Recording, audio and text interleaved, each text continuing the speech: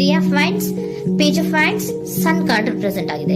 ಕೆಲವೊಬ್ಬರಿಗೆ long distance relationship ಅನ್ನ represent ಮಾಡ್ತಾ ಇದೆ. ಮತ್ತೆ ಕೆಲವೊಬ್ರು ಟ್ರಾವೆಲ್ ಮಾಡೋದ್ರ ಮೂಲಕ ನಿಮ್ಮ ಪರ್ಸನ್ ಅನ್ನ ನೀವು ಭೇಟಿಯಾಗಿರುವಂತಹ ಪಾಸ್ಟ್ ನಲ್ಲಿ ರೆಪ್ರೆಸೆಂಟ್ ಆಗ್ತಾ ಇದೆ.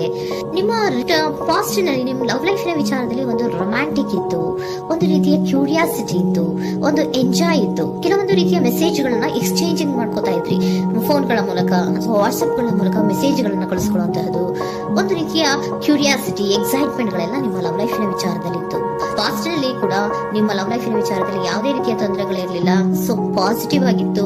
ಪಾಸಿಟಿವ್ ಚೇಂಜಸ್ ಗಳು, ಬದಲಾವಣೆಗಳನ್ನೇ ನೀವು ನೋಡಿದ್ದೀರಾ.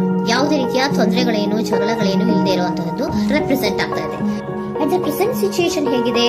ಈಗಿನ ಸಿಚುಯೇಷನ್ ಕೂಡ ಸೆಕ್ಯೂರ್ ಆಗಿರುವಂತಹದ್ದು. ನಿಮ್ಮ ಲವ್ ಲೈಫ್ ನ ವಿಚಾರದಲ್ಲಿ ಅಟ್ ಪ್ರೆಸೆಂಟ್ ಅಲ್ಲೂ ಕೂಡ, ಈ ಹಿಂದೆನೂ ಕೂಡ ನಿಮಗೆ ಚೆನ್ನಾಗೇ ಇತ್ತು, ಈಗಲೂ ಕೂಡ ಪ್ರೆಸೆಂಟ್ ಅಲ್ಲಿ ನಿಮಗೆ ಕಿಂಗ್ ಆಫ್ ಪ್ಯಾಂಟಿಕಲ್ ರೆಪ್ರೆಸೆಂಟ್ ಆಗ್ತಾ ಇರೋದ್ರಿಂದ ನಿಮಗೆ ಲವ್ ಲೈಫ್ ನ ವಿಚಾರದಲ್ಲಿ ಚೆನ್ನಾಗೇ ಇದೆ. ಸೊ ಒಂದು ಭದ್ರತೆ ಇದೆ. ಲವ್ ಲೈಫ್ ನ ವಿಚಾರದಲ್ಲಿ ಒಂದು ಸಾಮರಸ್ಯ ಇದೆ. ಯಾವುದೇ ರೀತಿಯ ತೊಂದರೆಗಳು ಏನು ಕಾಣ್ತಾ ಇಲ್ಲ. ಸೆಕೆಂಡ್ ಕಾರ್ಡ್ ಬಂದಿರುವಂತಹ ಪ್ರೆಸೆಂಟ್ ಸಿಚುಯೇಷನ್ ಸ್ಟ್ರೆಂತ್ ಇದೆ, ಬಾಂಡೇಜ್ ಇದೆ. ಚೆನ್ನಾಗಿ ನೀವಿಬ್ಬರ ಮಧ್ಯೆ ಒಂದು ಬಾಂಡೇಜ್ ಇದೆ, ಸಾಮರಸ್ಯ ಇದೆ, ಹೊಂದಾಣಿಕೆ ಗುಣಗಳು ತುಂಬಾ ಇದೆ. ಆದ್ರೂ ಕೂಡ ಅಟ್ ಪ್ರೆಸೆಂಟ್ ಅಲ್ಲಿ ಕೆಲವೊಂದು ವಿಚಾರಗಳ ಬಗ್ಗೆ ಅನುಮಾನವನ್ನ ಪಡ್ತಾ ಇರುವಂತಹದ್ದು ರೆಪ್ರೆಸೆಂಟ್ ಆಗ್ತಾ ಇದೆ. ಅಟ್ ಪ್ರೆಸೆಂಟ್ ಅಲ್ಲಿ ನೀವು ಕೆಲವೊಂದು ವಿಚಾರಗಳ ಬಗ್ಗೆ ನಿಮ್ಮ ಮೇಲೆ ನೀವು ಕೆಲವೊಂದು ಡೌಟ್ ಅನ್ನ ಪಡ್ತಾ ಇರುವಂತಹದ್ದು ರೆಪ್ರೆಸೆಂಟ್ ಆಗ್ತಾ ಇದೆ. ನಿಮ್ ಲವ್ ಲೈಫ್ ನಲ್ಲಿ ಕೆಲವೊಂದು ರೀತಿಯ ಭದ್ರತೆಗಳಿದೆ. ಸೊ ಯಾವುದೇ ರೀತಿಯ ತೊಂದರೆಗಳೇನೂ ಇಲ್ಲ, ಒಂದು ರೀತಿಯ ಗುಡ್ ಬಾಂಡೇಜ್ ಇದೆ.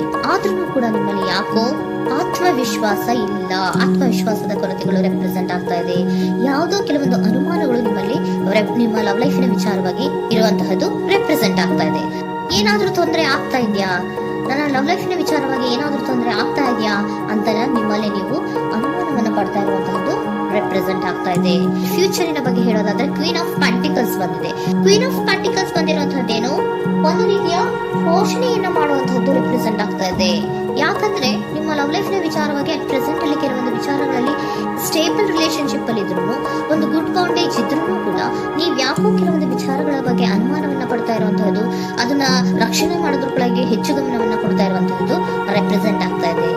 ಇಮಿಡಿಯೇಟ್ ಫ್ಯೂಚರಿನ ಬಗ್ಗೆ ಹೇಳೋದಾದ್ರೆ ನೀವೊಂದು ರೀತಿಯ ಪೋಷಣೆಗಳನ್ನ ಮಾಡುವಂತಹದ್ದು, ನಿಮ್ಮ ಲವ್ ಲೈಫಿನ ವಿಚಾರವಾಗಿ ಕೆಲವೊಂದು ರೀತಿಯ ಹೆಚ್ಚು ಗಮನವನ್ನ ಕೊಡುವಂತಹದ್ದು, ಯಾವುದೋ ನಿಮ್ಮ ವಿಚಾರಗಳಲ್ಲಿ ಹಿಡಿತದಲ್ಲಿ ಏನ್ ಇಟ್ಕೊಂಡಿದ್ರೋ, ನಿಮ್ಮ ಪೊಸೆಸಿವ್ನೆಸ್ ಅನ್ನ ಏನ್ ಇಟ್ಕೊಂಡಿದ್ರೋ, ಯಾವುದೋ ಕೆಲವು ವಿಚಾರಗಳಲ್ಲಿ ನೀವು ಬಹಳಷ್ಟು ಓಪನ್ ಅಪ್ ಆಗಿ ಮಾತಾಡದೆ, ಯಾವ ವಿಚಾರಗಳನ್ನು ಕೂಡ ಹೇಳ್ಕೊಳ್ಳದೆ, ನಿಮ್ಮಲ್ಲೇ ನೀವು ಕೆಲವೊಂದು ಬೇಜಾರುಗಳನ್ನ ಏನ್ ಇಟ್ಕೊಂಡಿದ್ರೋ ಆ ವಿಚಾರಗಳನ್ನ ನೀವು ಮಾತಾಡುವಂತಹ ಸಾಧ್ಯತೆಗಳು ಇಮ್ಮಿಡಿಯೇಟ್ ಫ್ಯೂಚರ್ ನಲ್ಲಿ ಕಾಣಿಸ್ತಾ ಇದೆ.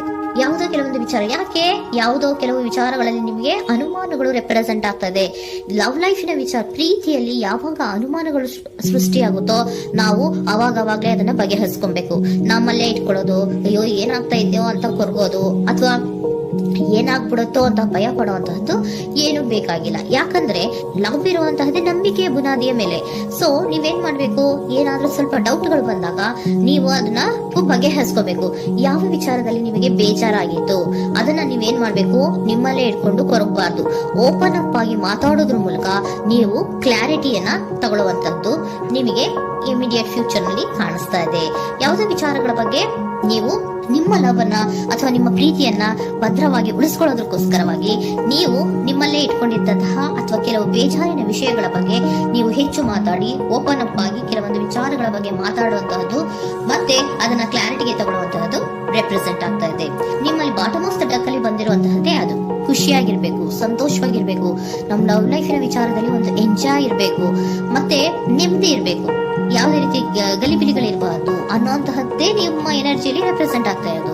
ಅದಕ್ಕೋಸ್ಕರನೇ ನೀವು ಏನೇನು ಕೆಲವೊಂದು ಸ್ವಲ್ಪ ಅನುಮಾನವನ್ನ ಪಡ್ತಾ ಇದ್ರಿ ಅಥವಾ ಕೆಲವೊಂದು ವಿಚಾರಗಳಲ್ಲಿ ನೀವು ಡಿಸ್ಟರ್ಬ್ ಆಗಿದ್ರಿ, ಓಪನ್ ಅಪ್ ಆಗದೆ ಹೇಳ್ದೆ ನಿಮ್ಮಲ್ಲೇ ನೀವು ಬೇಜಾರನ್ನ ಮಾಡ್ಕೊಂಡು ಏನು ಕೆಲವು ವಿಚಾರಗಳ ಬಗ್ಗೆ ಕೊರಗ್ತಾ ಇದ್ರಿ, ಅದನ್ನ ನೀವು ಓಪನ್ ಅಪ್ ಆಗಿ ಮಾತಾಡಿ ಅದರ ಬಗ್ಗೆ ತಿಳ್ಕೊಳ್ಳುವಂತಹದ್ದು, ಅದನ್ನ ಕ್ಲಾರಿಟಿಗೆ ತಗೊಳ್ಳುವಂತಹದ್ದು ನಿಮ್ಗೆ ರೆಪ್ರೆಸೆಂಟ್ ಆಗ್ತಾ ಇದೆ.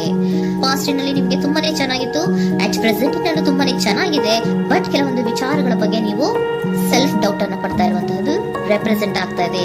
ಏನಾಗ್ತಾ ಇದೆಯೋ ಅನ್ನೋದ್ರ ಬಗ್ಗೆ ನೀವು ಸ್ವಲ್ಪ ವಿಶ್ವಾಸವನ್ನ ಕಡಿಮೆ ಮಾಡ್ಕೊಳ್ತಾ ಇರುವಂತಹದ್ದು ರೆಪ್ರೆಸೆಂಟ್ ಆಗಿತ್ತು. ಬಟ್ ಆದ್ರೆ ಇನ್ನು ಇಮಿಡಿಯೇಟ್ ಫ್ಯೂಚರ್ ನಲ್ಲಿ ಏನಪ್ಪಾ ಅಂದ್ರೆ ನಿಮ್ಮ ಲವ್ ಲೈಫ್ ಅನ್ನ ನಾವು ಉಳಿಸ್ಕೊಬೇಕು, ನಾನು ಎಲ್ಲವನ್ನ ನಮ್ಮ ಕಂಟ್ರೋಲ್ ಮೇಲೆ ಇಟ್ಕೊಂಡು ಅಥವಾ ಪೊಸೆಸಿವ್ನೆಸ್ ಅನ್ನ ಬೆಳೆಸ್ಕೊಂಡು ನಾನೇ ಬೇಜಾರು ಮಾಡ್ಕೊಂಡಿದ್ರೆ ಸರಿ ಇಲ್ಲ, ನಾನು ಓಪನ್ ಅಪ್ ಆಗಿ ಮಾತಾಡಿ ಕೆಲವೊಂದು ವಿಚಾರಗಳ ಬಗ್ಗೆ ನಾನು ಕ್ಲಾರಿಟಿಯನ್ನು ತಗೋಬೇಕು ಅಂತ ಆಲೋಚನೆಯನ್ನ ಮಾಡ್ತಾ ಇರುವಂತದ್ದು ರೆಪ್ರೆಸೆಂಟ್ ಆಗ್ತಾ ಇದೆ. ಓಕೆನಾ? ಒಂದು ಏಂಜಲ್ ಗೈಡೆನ್ಸ್ ನ ನಿಮ್ಮ ಲವ್ ರೀಡಿಂಗ್ ವಿಚಾರವಾಗಿ ತಗೊಂಡ್ಬಿಡೋಣ ಅಲ್ವಾ. The situation will improve. ಸಿಚುಯೇಷನ್ಗಳು ಇಂಪ್ರೂವ್ ಆಗತ್ತೆ. ನೀವು ನಿಮ್ಮಲ್ಲೇ ಇಟ್ಕೊಂಡು ಹೊರಗಬೇಡಿ. ಯಾವುದೇ ವಿಚಾರಗಳನ್ನ ನಾವು ಓಪನ್ ಅಪ್ ಆಗ್ಬೇಕು. ನಾವೇ ಬೇಜಾರು ಮಾಡ್ಕೊಂಡ್ರೆ ಅವ್ರಿಗೆ ಏನ್ ಅರ್ಥ ಆಗುತ್ತೆ, ನಿಮ್ ಪರ್ಸನ್ ಏನ್ ಅರ್ಥ ಆಗುತ್ತೆ, ಏನಕ್ಕೆ ಬೇಜಾರು ಮಾಡ್ಕೊಂಡಿದ್ದೀರಾ ಅಂತ ಅವ್ರು ತಿಳ್ಕೊಬೇಕು ಅಲ್ವಾ. ನಿಮ್ಗೆ ಅವರಲ್ಲಿ ಏನೇ ರೀತಿ ಕ್ಲಾರಿಟಿ ಬೇಕು ಅಂದ್ರೂ ಕೂಡ ನೀವು ಮಾತಾಡಿ ಕ್ಲಿಯರ್ ಮಾಡ್ಕೊಳ್ಳಿ. ಅವಾಗ ಏನಾಗುತ್ತೆ, ದ ಸಿಚುಯೇಷನ್ ವಿಲ್ ಇಂಪ್ರೂವ್ ಆಗತ್ತೆ. ಇದಿಷ್ಟು ನಿಮ್ಮ ಮುಂದಿನ ಲವ್